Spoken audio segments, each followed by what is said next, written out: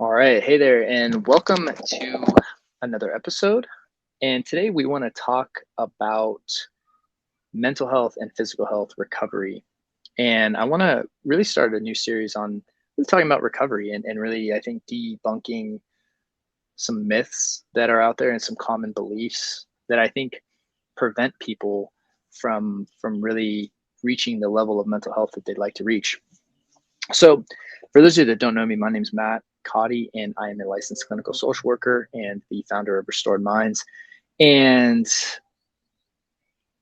this episode, let's go ahead and start with the idea of physical health, because I think we understand physical health, we can understand mental health, and I think one of the things we do that's terrible in the U.S., the world maybe, is we divide the two and we say, hey, um, physical health is this, mental health is this. If you have physical problems, you go here, and mental health here. And we've kind of divided this whole structure. You go to therapists or psychologists, and you go to certain doctors. Now, to be fair, like if you have a knee injury and you go to a knee specialist, like that's appropriate. And the same thing with mental health. But thinking that they don't somehow intersect and they aren't part of the same system is just not accurate. Because if you think about it, like, okay, well, if where do let's look at physical health. Most people, when you ask, like, okay, like let's just ask what physical health is, right? And it's like we usually have our measurements and we kind of like, oh, your height, weight, BMI, blood pressure, right? We measure our stuff, and if you're in a good range, you're healthy. And if you look at physical health, you say, well, how does someone achieve good physical health? And there may be various things the person does, but diet, exercise, all that stuff, is how the person kind of moves towards good physical health. And if you're at a point where you were really physically unhealthy, we would all assume and operate that you can get to a place where you are physically healthy. That is changeable. You are not stuck with poor physical health, right? It's just a matter of, it's going to take some work, right? And you're going to have to put in time and effort, and you're going to have to make changes. And with those changes are going to come results of being more physically healthy. If you work out more and you eat better, this will help improve your physical health. And the thing is we don't think that with physical health, you don't just reach the status of being physically healthy and just stop. Like, oh, okay, you reached physical health, congratulations. Now just go, and you don't have to worry about it ever again. It's like, no, it's something that you are constantly evaluating, constantly making adjustments on, and constantly maintaining. The thing is once you actually get to a place where you're physically healthy, it's much easier to maintain that than it is to go from a place of being very physically unhealthy to very physically healthy. In the same way with mental health, right? It's not that different. It's like, if you are mentally unhealthy, one number one, that's absolutely doesn't mean that you can't become mentally healthy. I think that is like one of the biggest things that I want to challenge you just to start this series, is this idea that if you are struggling with your mental health, that means you're going to struggle with it forever. It's not true. And it doesn't have to be true for you. It's like, if you decide to believe that, well, then it's really going to impact your ability to all sorts of various mental health challenges. So why can't you? You know, and so starting with that belief that it's like, hey, just because I struggle or am struggling, or had struggled with mental health, does not mean that is one, who I am, or that I have to continue to do that. That I can consciously make the decision to say, hey, I want to become mentally healthy. And I mean, better, I want to become healthy, from a mental, emotional, physical, and spiritual aspect, right? Like really the four quadrants. But in this episode, we're just going to talk about mental health. So once you decide and really come to the conclusion that, hey, look, even if you are struggling with your mental health, or you have in the past, that you can become mentally healthy, then the matter is understanding, okay, well, how do you go about that? And to put it about as simply as I can, when it comes to most mental health challenges, it's kind of like the three main things that I think could be at the kind of center of what mental health looks like. And the first is the idea of understanding yourself as something other than your thoughts and feelings. Now, I like to label this as the consciousness. Okay. And, and you define it however you will, but consciousness is, the observer, the impartial spectator, the witness, right? However you want to call it for yourself, but just that witness consciousness, meaning I am noticing my thoughts and I am noticing my feelings by understanding yourself as something other than that, other than your thoughts and feelings, and understanding your identity. You actually have the ability to respond to your thoughts and feelings in ways that you can choose, in ways that align with your values and the life that you want to create and the health that you want to have. See, most people, they don't see themselves as something other than their thoughts and feelings. So if their mind says something or they feel something, they just immediately react to that thing. And therefore are kind of just, their life is a product of whatever their mind created that day. And that's the same exact way as someone who, if physical health, right, is just like, oh, well, I felt like eating the cookie, so I did. Now we would look at that with physical health and we'd be like, well, yeah, dude, like you can't just follow around every impulse you have, right? Every thought that you have. That's not like a healthy way to go about living your life physically, right? For most of us, we can kind of understand that. It's the same thing mentally, right? I mean, the same thing. It's just a matter of understanding that, because your mind started trying to ruminate about this or this or this, or you wanted to analyze or you wanted to avoid or get reassurance or all the other compulsive behaviors, it's like you can't just engage in compulsive behaviors because you want to, or just because it feels good. In the same way, you can't engage in unhealthy physical behaviors because it feels good or you want to. Right? We understand that there's going to be a long-term repercussions of those.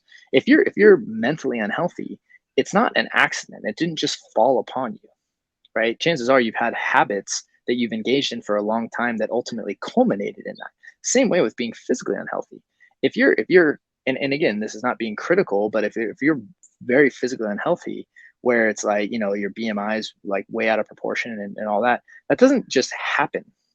It's a product of a series of daily choices, right, that ultimately get you to that place. Now oftentimes it's getting to that place that after makes us problem aware that, hey, we need to make some changes. And then from there, there's a rework of adopting new habits, new behaviors, new strategies that will over time will get us to a new place. And that's how physical and mental health, really we can begin to look at it and how it works. So like I said, the first thing that we really want to look at is understanding ourselves as something other than our um, thoughts and feelings. Secondly, we want to move into removing all compulsive behaviors that we engage in, or all safety behaviors.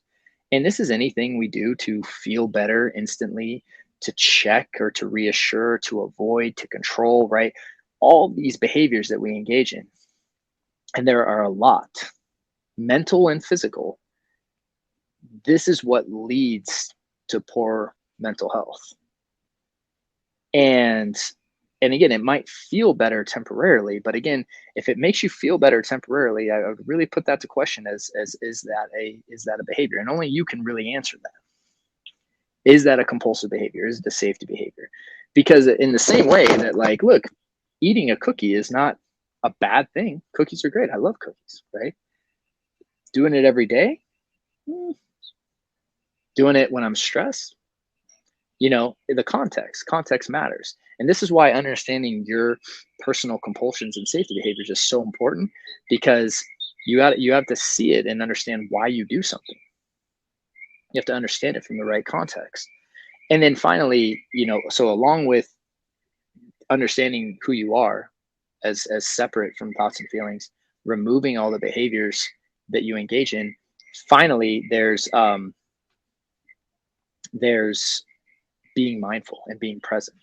And this is where most people who wrestle with their mental health really struggle, is being mindful and present, because our mind's always off in the present, in the past or the future, analyzing, worrying, trying to control, right? And so like when you look at these three main categories, I mean, when you talk about just like where we want to start, kind of moving towards with mental health, um, that's where we want to start, at least setting some kind of barometer or measuring stick for ourselves. Now, yeah, there's a ton of other stuff that I can talk about here, But I mean, it's really about keeping it quite simple, right? Just kind of like we do with physical health. We don't like, there's tons of stuff we can talk about. But first, we want to kind of get our like baseline barometers and then just kind of our baseline measurements and just baseline levels of what it means to be healthy. And once we understand the difference between physical and mental, or I mean, the similarities between physical and mental health, what you can begin to realize, if you're struggling with your mental health, that was probably a culmination of the habits and behaviors you've had in the past that led you to this point. But that does not mean that you cannot start changing your habits and behaviors today that will lead you to a much better point in the future. It's the same with physical health. And understanding that parallel is important, because if you're wrestling today, it doesn't mean it might be hard. It might be a hard pill to swallow to say like, well, this is just, that it was, a lot of people like the idea that mental health is this random occurrence that happens. And I would make the argument that it's a practice. And if you don't like that, that's okay. You don't need to take everything I say with a grain of salt, right? It's like, it's not like, by no means am I right about everything, and I don't claim to be. But when we decide to really look at mental health as something that is within our capacity to improve, it also means it's in our capacity to regress in that category, just like physical health. And when we look at our physical health as something that we're responsible of, we can begin to look at our mental health as something we're responsible for. I'm sorry. And the more and more we do that, the more we're going to start to look at what we're doing, and on a day-to-day basis, that's going to get us to where we want to be. And so when it comes to recovery, I just wanted to share that kind of parallel with mental and physical health recovery, because with physical health, we often can see recovery and improving physical health something very achievable for anyone.